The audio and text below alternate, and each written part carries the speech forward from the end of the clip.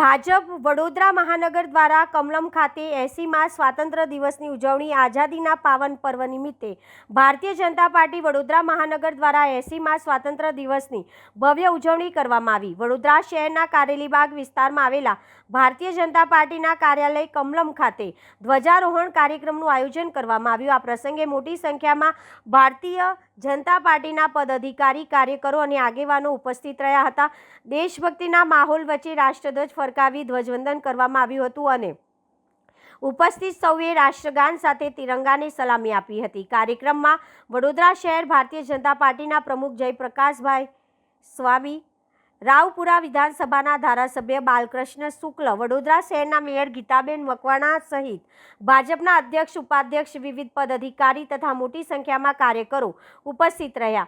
સ્વાતંત્ર્ય દિવસ નિમિત્તે યોજાયેલા કાર્યક્રમ દરમિયાન સમગ્ર કમલમ કાર્યાલય દેશભક્તિના રંગે રંગાયું। ભાજપના આગેવાનો અને કાર્યકરોએ દેશની એકતા, અખંડિતતા અને વિકાસ માટે કાર્ય કરવાનો સંકલ્પ વ્યક્ત કર્યો હતો।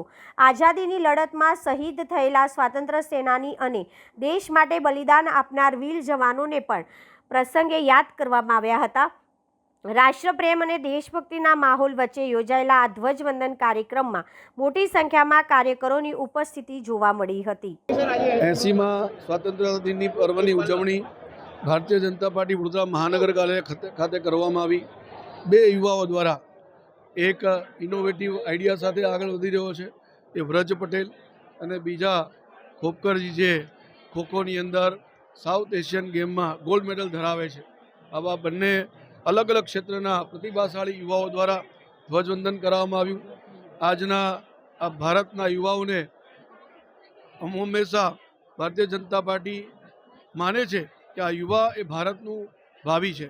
આપણે જરૂરથી આપણો જે આત્મવિશ્વાસ છે, તમારી પાસે ટેકનોલોજીની સૂઝબૂઝ છે, એની સાથે ભારતને પુનર્નિર્માણ કરવા માટે, વિકસિત ભારત બનાવવા માટે આપ સૌ આગળ આવો અને જરૂરથી ભારતના સશક્ત બનાવવા માટે યોગદાન આપો। નેશન ફર્સ્ટ સાથે, રાષ્ટ્ર પ્રથમ સાથે આપણે જે પણ ફિલ્ડમાં કામ કરીએ ત્યાં ભાવના સાથે કામ કરીએ, એ જ સૌની પાસે અપેક્ષા છે।